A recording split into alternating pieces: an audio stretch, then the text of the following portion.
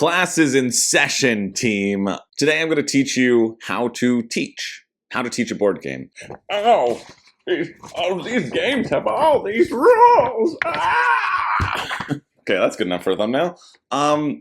Teaching a board game is a tough thing. I have sat through numerous times watching players teach games, screaming in agony, dying inside, screaming from the top of my lungs internally, as people fall into little pitfalls that stop people's understanding. And so what I'm going to do is share with you the best tips that I have learned through trial and error on how to teach a board game, and how to teach a board game to a variety of players. Hobby board gamers are much easier than non-hobby board gamers, because there is a foundation on which you can draw. Dang it, that's my number 9 point. I'm getting out of order. But it's very easy to let the excitement of teaching a new game bring you to the table and not have adequately developed the skills necessary for encouraging people's understanding. And you can go too far with the teach, you can go not far enough with a teach, and we're going to try to find that very delicate balance depending upon who you're playing with.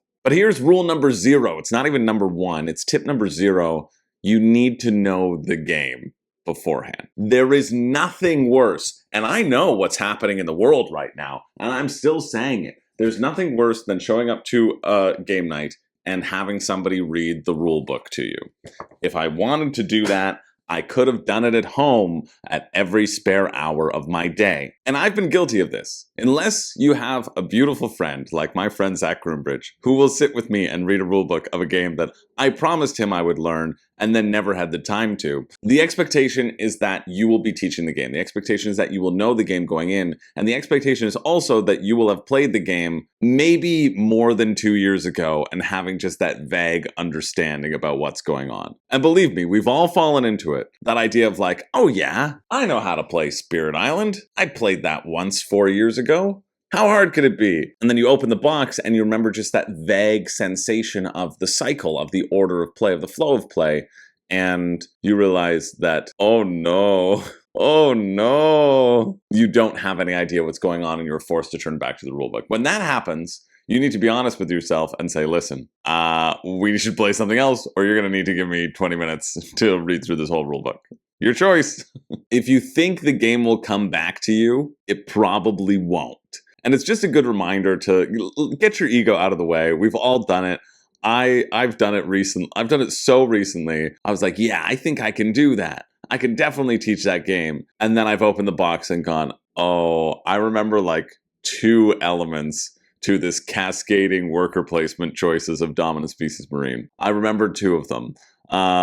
Which are the other ones? What do the other ones do? I don't know. But I remember 2 of them. So don't do that. Know where you're at. Know what your memory is like. Know that even though you have fond memories of playing that game, that doesn't necessarily mean you are capable of teaching it. But if you are capable of teaching it, well, congratulations, you moved on to tip number 1. And tip number 1, the first thing you need to do always when starting a board game is to set the stage. I know games sometimes have a varying level of theme and of purpose, but you always have to set the stage of what it is you are going to be doing. This is one of the major flaws I see in a lot of rule books, is that they don't tell you the premise of the game. They just dive into components, they dive into the setup. I'm like, what am I setting up? Why am I doing this thing? No, what are we doing? We set the stage with a simple 1-sentence brief. For Rising Sun, for example, I just taught Rising Sun to some people, and Rising Sun, my brief is always, okay, we are clans in feudal Japan. We're going to be fighting over territories over the course of 3 seasons. Those are 3 rounds. And at the end of those 3 rounds, we will see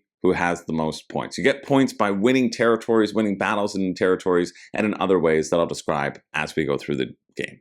That's what it is. It sets the stage, right? It sets the stage. You know what you're doing. You know that the main focus of this game is going to be centered around fighting over these territories. There are other ways to pick things up, as a good game will always give you a variety of ways of gaining points, but you want to focus everybody's attention. Okay, I'm getting ready for battle. What am I doing throughout the season? Oh, I'm getting ready for battle, right?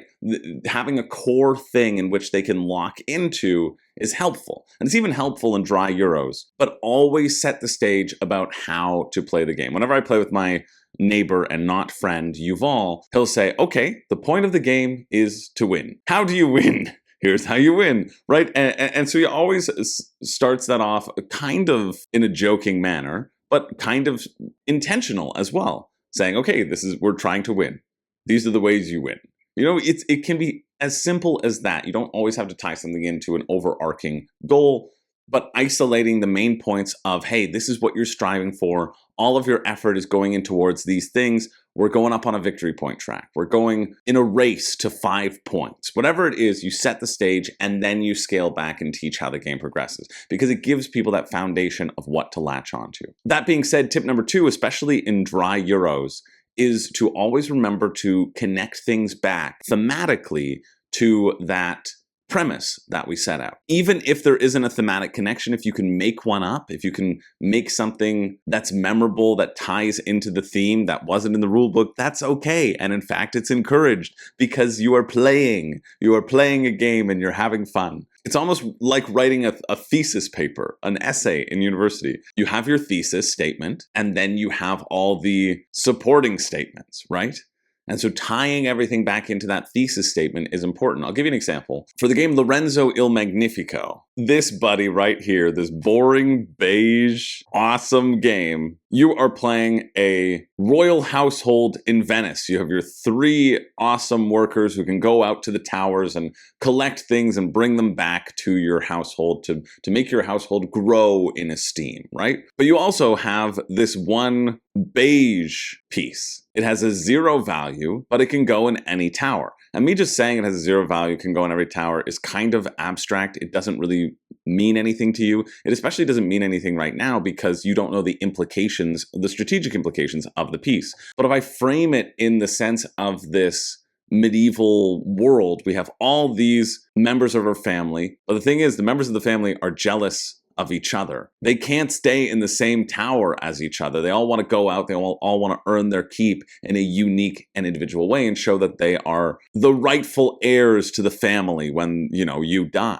And one of them can take all your money. But this beige piece, well, they're not threatened to this beige piece. This beige piece is actually the bastard of the family. That's why he's worth 0 points. And he can go in any tower. He's got to have servants with him because he can't do anything on his own. And servants can boost up his numbers. But he's a little bit more flexible because, again, nobody respects him and he sucks. And so I gave this example to my friend Zach when I was teaching the game, and he then called the game Bastard Tower because he remembered the 4 towers. He remembered these 4 towers that you can go and get stuff at, and he remembered, the bastard worker. And he was so surprised to learn that none of that is in the breakdown of the game. Of course not. It's a boring beige Euro. But giving these things, giving thematic implications to things that are otherwise not thematic, or giving funny implications to things that are otherwise not funny, can help with people's understanding. And so finding those opportunities, you don't have to make everything funny. This isn't a tight 5 comedy routine, but just knowing that there are ways to bring people into the theme and connect it back to that premise. I'm like, okay, how do we connect it back to the premise? Why does this make sense? Why does this make sense? And at some point, it's not going to make sense, right? Worker placement, you go out, you get stuff. But if there's a way for it to make sense and there's a way to accelerate people's understanding, it will accelerate the understanding. Tip number 3 is to know your order. Know the order in which you want to give information.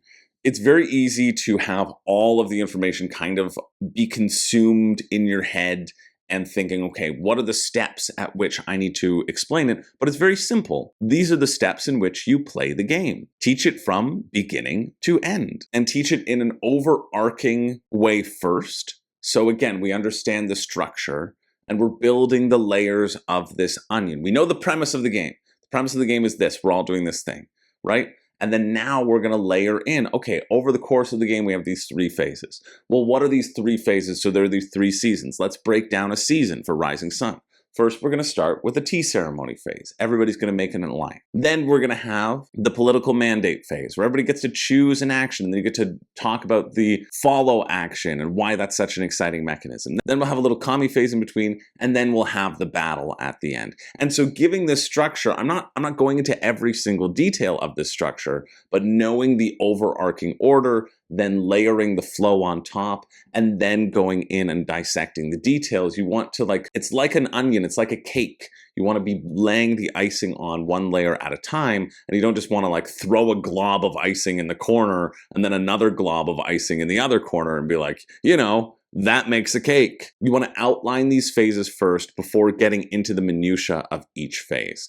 And you will be interrupted with questions, and that is okay. There is one secret phrase that I have learned from my friend Matt, and I saw it in practice, and I thought, wow, that's such a great sentence. I'm using that in every single one of my board game teaches from here on out. And it's this simple phrase of, don't worry, I'll cover that in a second. Don't worry, I'll get back to that in a second. Because I'm the type of person who wants to know all the minutia all at once, right? I'm the type of person who it doesn't matter what the game is. I want to sit, I want to learn every single rule, and then I want to play my strategy because I know every single rule, and that's how I'm going to destroy you. Not everybody is like this, but we will all have these questions bubbling up as things get explained. It's like, okay, well, what does this tower do? But what does this space do?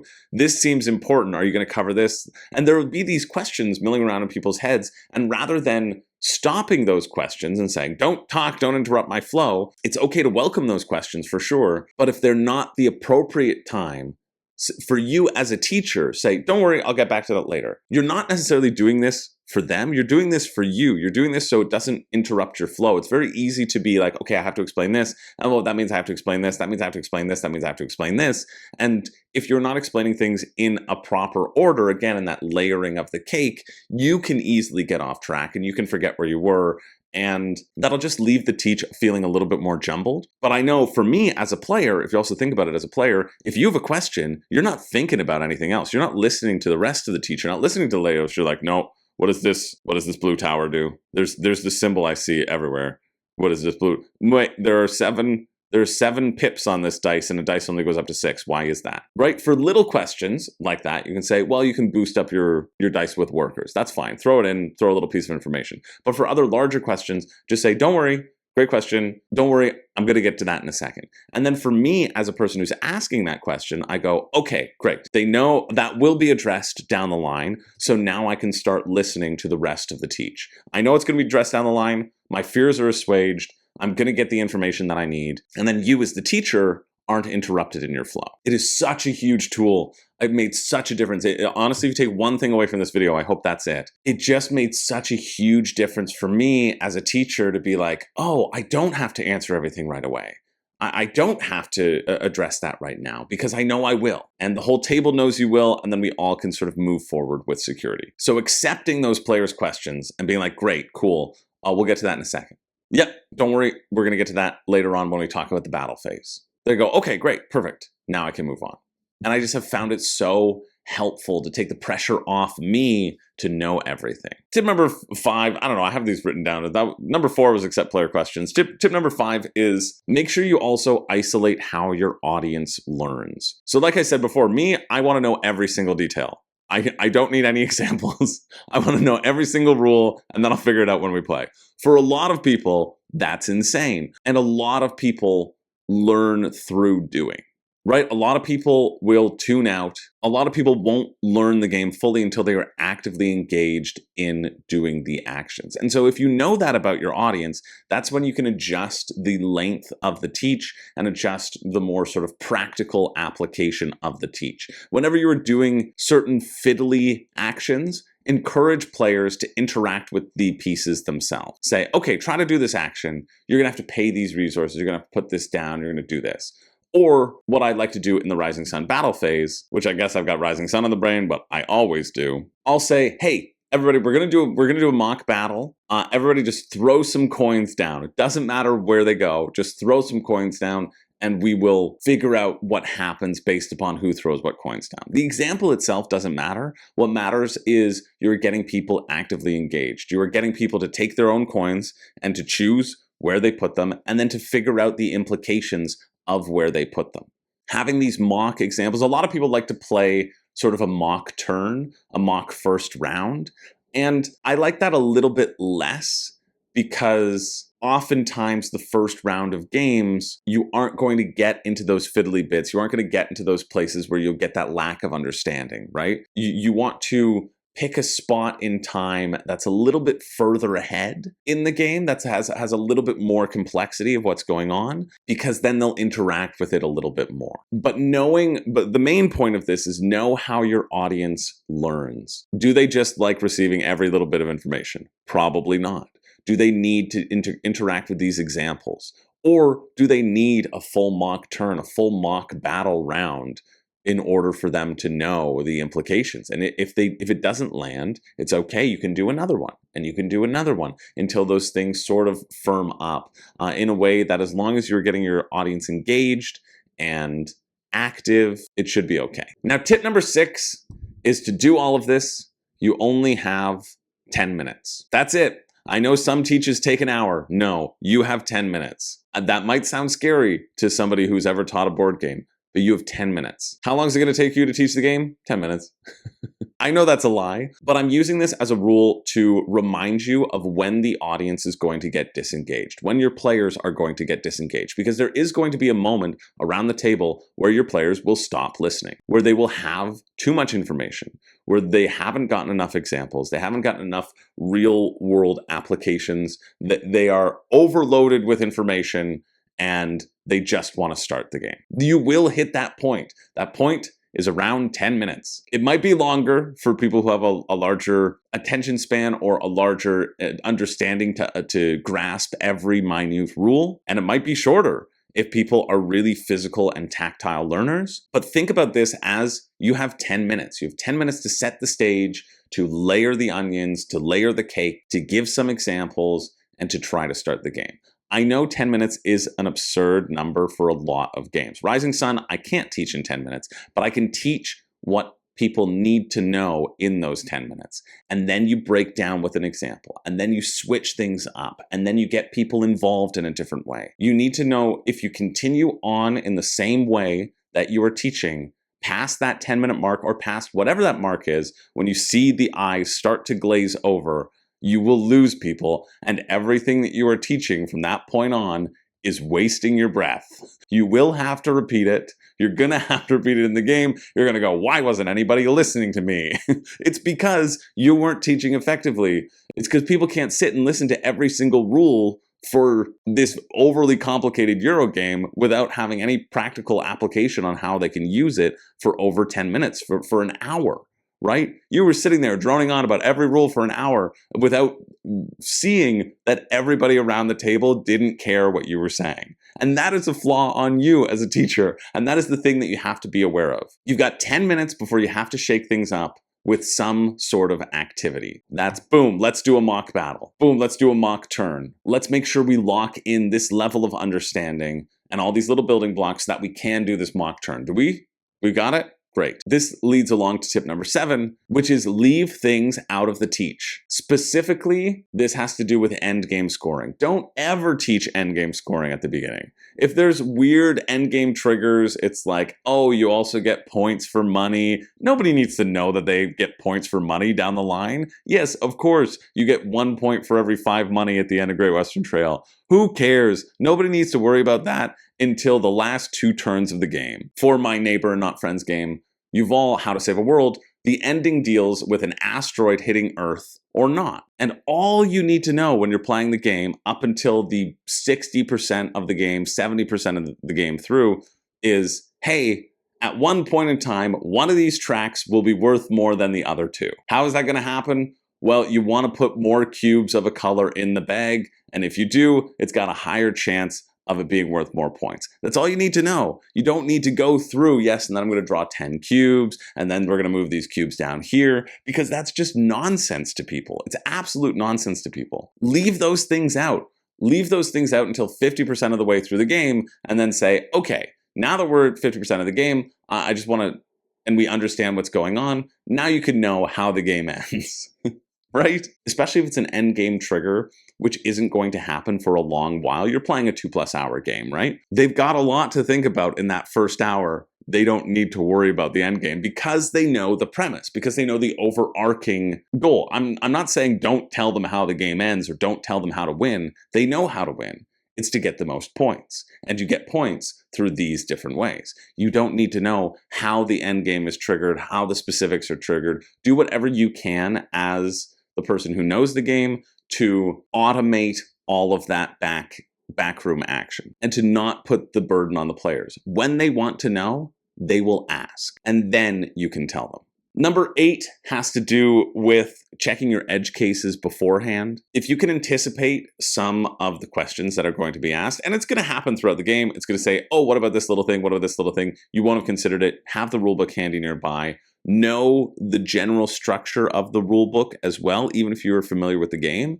Just like take a quick look through the rulebook before you begin to make sure that you know, okay, if I have a question about this, I go to this section. I go a question about this, I go to this section. It's just an easier way than having to flip through the pages and wait for everybody to find that one specific thing. If you have a general familiarity with it, honestly, ChatGPT might know this now too, but I never really trust ChatGPT in terms of rules efficacy. I would rather see it in the rule book, but I think you can upload documents so that you can be like, hey, where is this on the page? If they don't have a solid glossary, you can use it as like a glossary finding, and you can find that spot in the page. Or just what I do is I normally just search BGG question, and I'm able to find the answer a little bit sooner than looking through the rulebook if I'm not familiar with the rulebook. But this just deals with edge cases of trying to anticipate those little questions that are going to happen, knowing where they are in the rules, knowing that you can check them, and knowing that people will want to see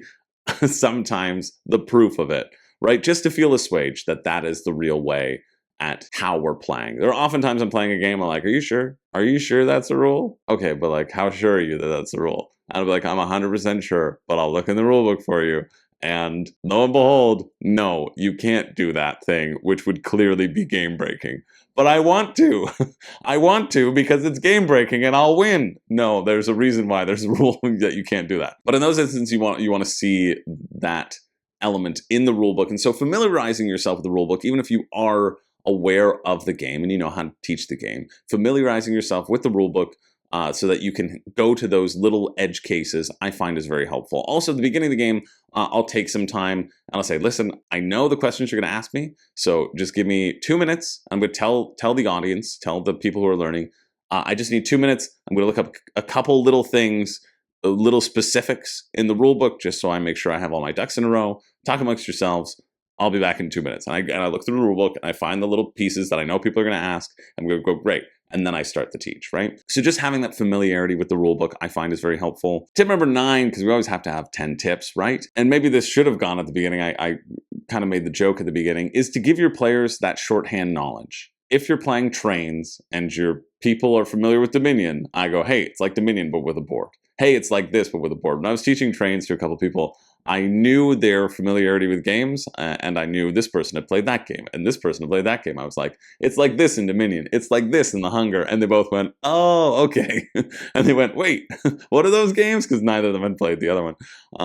And so having a base knowledge of the types of games that your audience has played before is often helpful in terms of leaning upon mechanisms that they may have learned elsewhere. This is especially relevant when teaching new players, which I tend to do a lot. I try to tie it back to their lived experience. I say, hey, do you remember this game? It's kind of like that. Hey, do you remember this game? It's kind of like that. Because then you have to say less. Number 10, you need to do this more than I've done throughout this video because I can't see you. But you need to check for understanding as you explain the game. Just a simple check-in is nice. Does that make sense? Are we sure that makes sense? And checking in multiple times, because often people will say yes when it doesn't. People will not know that it doesn't make sense. It's a very hard task that you have because people will assume that they know what you mean, and then they'll get to the game and they'll say, oh, I didn't understand that whatsoever, and I only learned through doing. And so I said yes, hoping that I would understand down the line. So the yes, it was not disingenuous on their part. I'm having a therapy revelation right now.